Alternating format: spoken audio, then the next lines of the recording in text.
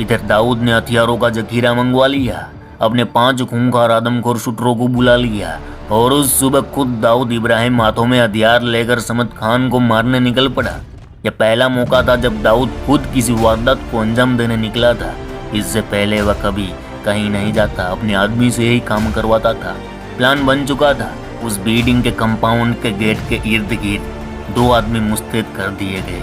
Gate के ठीक सामने गाड़ी में दाऊद 3 आदमी के साथ हाथों में हथियार लिए इंतजार कर रहा था समद खान का।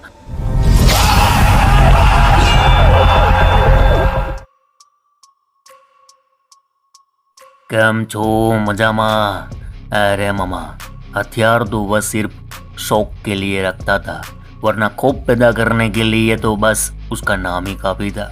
उसे झुंड में चलने की आदत नहीं थी, अकेला जाता तबाही मचा देता। ना उसे समाज का डर था, ना उम्र का लिहाज। मुंबई अंडरवर्ल्ड का बादशाह बनने व कुछ भी करने को तैयार था। जोर जोरू और जमीन सब कुछ उसके पास था, लेकिन एक चीज ने उसे खत्म करवा दिया, उसका हाइपर दिमाग। उसका खोपड़ा हर वक्त आग की तरह दहकता रहता। किसी को मारने से पहले सोचता नहीं और मारने के बाद अफसोस करना उसके उसूलों के खिलाफ था। ये वो शख्स है जिसने मुंबई अंडरवर्ल्ड के खलीफा दाऊद इब्राहिम की पूरी सल्तनत को हिलाकर रख डाला था। नाम था समद अब्दुल रहीम खान उर्फ समद पठान खान, जिसे मुंबई अंडरवर्ल्ड के लोग बिगड़े नवाब से जानते थे। उन दिनों मुंबई अंडरवर्ल्ड 2 ग्रुपों में बटा हुआ था। एक और पठान गैंग जो पाकिस्तान बॉर्डर पर इनलीगल ड्रग्स की स्मगलिंग किया करते थे। दूजी और डी कंपनी ने गुजरात के समंदर पर कब्जा कर स्मगलिंग का धंधा जमा लिया था। जो लड़ाई एक मामूली झगड़े से शुरू हुई वो वक्त के साथ एक बड़े गैंग वॉर में बदल गई, जिसने मुंबई शहर को खून से लाल कर दिया था। हालांकि हाजी मस्तान, करीम लाला और जैनाबाई दारूवाली के जरिए की गई सुलह भी उनकी दुश्मनी को रोक नहीं पाई और पठान गैंग ने दाऊद के भाई साबिर का कत्ल कर दिया। ये वो कत्ल था जिसने दाऊद को खूनी दरिंदा बना दिया था। बदले की आग दाऊद को एक शैतान बना चुकी थी। इस एक कत्ल ने लाला की पूरी पठान गैंग का वजूद ही खत्म करवा दिया था। आलमजेब अमीरजादा समद खान, ये वो नाम है जो उस दौर में पठान गैंग की रीढ़ की हड्डी माने जाते थे। दाऊद ने इस रीढ़ को ही तोड़कर फेंक दिया। समद समद समद। सिर्फ 25 साल की उम्र से ही समद को मुंबई का सबसे बदनाम क्रिमिनल बुलाया जाने लगा था। उस जमाने में उसकी एक सुपारी की कीमत 1.5 से 2 लाख रुपये हुआ करती थी, जो कि उस वक्त की काफी ऊंची रकम मानी जाती थी। समद अपने वक्त का सबसे महंगा शूटर था। एक दिन समद को किसी जैन नाम के शख्स की सुपारी मिली, जो उस वक्त मुंबई के सीरोक होटल में रुका हुआ था। सूट बूट पहन एकदम जेंटलमैन माफिक समद उस होटल में जा पहुंचा और उसकी सुपारी ली थी। उस जैन का गला घोटकर मार डाला। अब जब अगले दिन न्यूज में इस मर्डर की न्यूज आई, समद ने न्यूज देखी, उसका कोपड़ा हिल गया, क्योंकि समद ने जिसकी सुपारी ली थी उसका नाम था रविंदर जैन और जिसका कत्ल करवा आया था वह था एसके जैन। इस बड़ी गलती से अंडरवर्ल्ड में बनी हुई उसकी हवा खत्म हो सकती थी।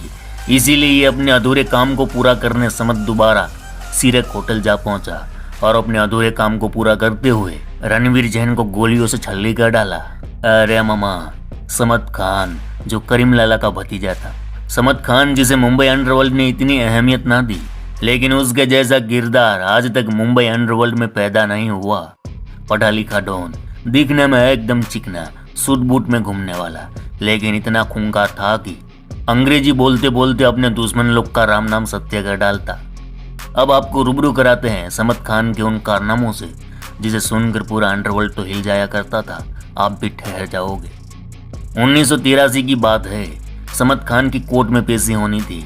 कोर्ट की कार्रवाई खत्म हुई। पुलिस वाले समद को बाहर ला रहे थे, तभी थोड़ी दूरी पर खड़ी एक कार बड़ी रफ्तार से पुलिस टीम की तरफ आई।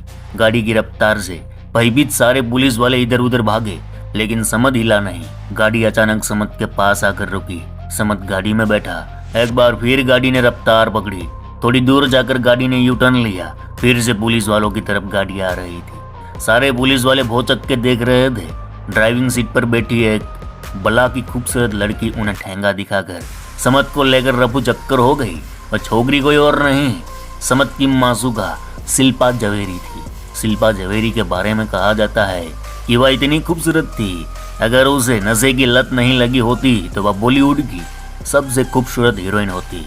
शिल्पा इतनी बेहतरीन कार चलाती थी कि उसके आगे बड़े बड़े राइडर घुटना टेक देते। खैर इस वाकया के बाद समद शिल्पा पर लट्टू हो गया और दोनों ने शादी कर ली। लेकिन समद खान था रंगीला, जिस कारण शिल्पा के साथ उसका ये रिश्ता ज्यादा दिन टिका नहीं।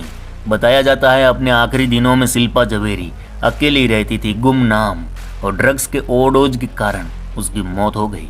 जैसा कि हमने कहा कि वह था एक अय्यास, यूं ही उसे पठान गैंग का बिगड़ा नवाब नहीं कहा जाता।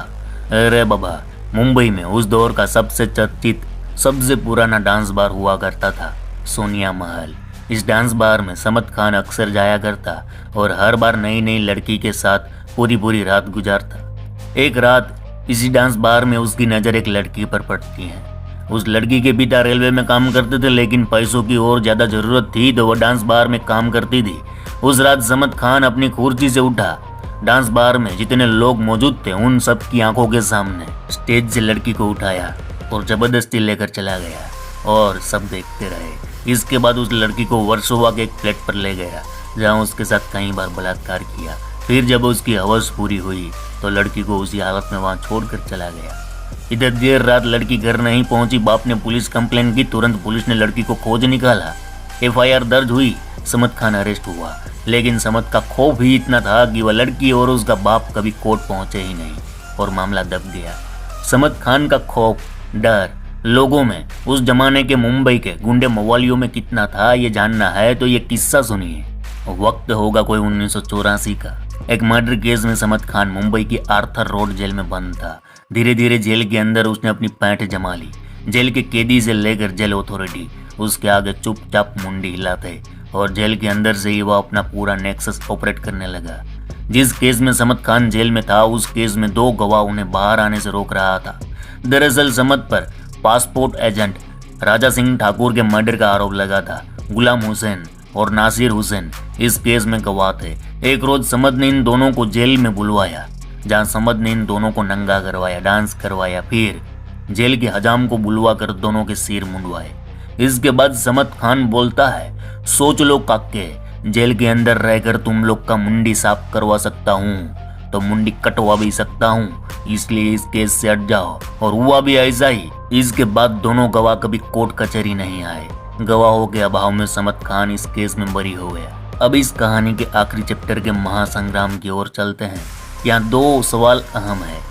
पहला ये कि दाऊद इब्राहिम और समद खान के बीच दुश्मनी की वजह क्या थी।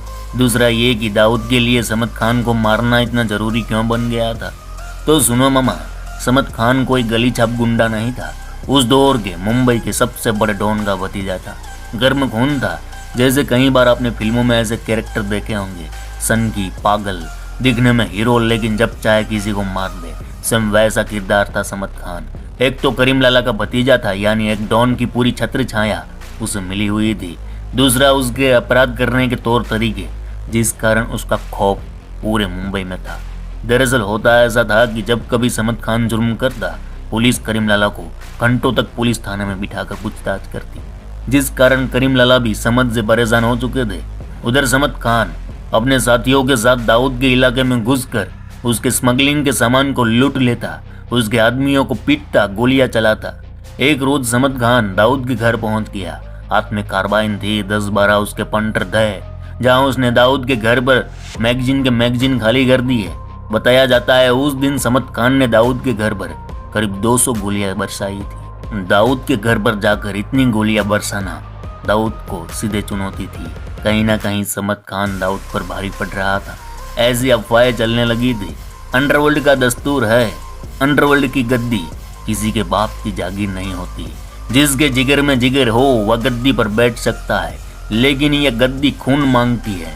अब देखना यह है कि किसका खून चढ़ेगा, दाऊद या समद खान। मुंबई में एक एरिया है भुलेश्वर, जहाँ गुजराती लोगों का बसेरा है। रात हो या दिन मुंबई में सबसे ज्यादा भीड़ इस इलाका में होती थी। यहाँ बहुत सारे अमीर गुजराती लोग भी रहते थे। इतनी आबादी होने के कारण किसी को ये पता नहीं होता था कि उनके अगल बगल के अपार्टमेंट में कौन रहता है। इस इलाके में समद खान के 3 गुजराती दोस्त रहते थे। इनमें से एक का नाम था अशोक, और इस अशोक के घर समद खान अकेला रहने आ गया, क्योंकि वह अभी अभी जेल से छूट कर आया था। उसे मालूम पड़ गया था कि दाऊद उसकी फीडिंग लगा चुका है, लिहाजा वह अशोक के साथ अंडरग्राउंड रहता था। इधर दाऊद ने अपने खबरी समद के पीछे लगा दिए। तब जाके 3-4 महीने बाद खबरियों को पता चला कि समद खान भुलेश्वर में किसी अशोक के घर पर रह रहा है। अब दाऊद ने पूरी खबर कंफर्म करवाई, फिर भी कुछ दिन इंतजार किया। तब दाऊद को फिर से खबर मिली कि समद अशोक के घर आया हुआ है और ठीक सुबह 5 बजे घर से बाहर निकलेगा। इधर दाऊद ने हथियारों का जखीरा मंगवा लिया, अपने 5 खूंखार आदमखोर शूटरों को बुला लिया और उस सुबह खुद दाऊद इब्राहिम हाथों में हथियार लेकर समद खान को मारने निकल पड़ा। यह पहला मौका था जब दाऊद खुद किसी वारदात को अंजाम देने निकला था। इससे पहले वह कभी कहीं नहीं जाता, अपने आदमी से यही काम करवाता था। प्लान बन चुका था। उस बिल्डिंग के कंपाउंड के गेट के इर्द गिर्द 2 आदमी मुस्तैद कर दिए गए। गेट के ठीक सामने गाड़ी में दाऊद 3 आदमी के साथ हाथों में हथियार लिए इंतजार कर रहा था समद खान का। जब सुबह हुई ठीक 5 बजे समद अपने 2 दोस्त के साथ उस गेट पर आया। यमराज बनकर खड़े दाऊद और उसके साथियों ने अंधाधुंध फायर शुरू कर दिया। गोलियों का पूरा बस्टर समद खान के बॉडी में उतार दिया। बताया जाता है इस शूटआउट में समद खान मारा गया, उसके 2 दोस्त घायल हुए और जब पोस्टमार्टम हुआ तो समद के बॉडी से करीब 20 गोलियां निकाली गई थी। मुंबई अंडरवर्ल्ड को करीब से जानने वाले बताते हैं कि समद खान को मारने के बाद दाऊद इब्राहिम उसी सुबह भारत छोड़ दुबई चला गया था। तो मामा ये थी कहानी कैसी लगी कमेंट में जरूर बताना।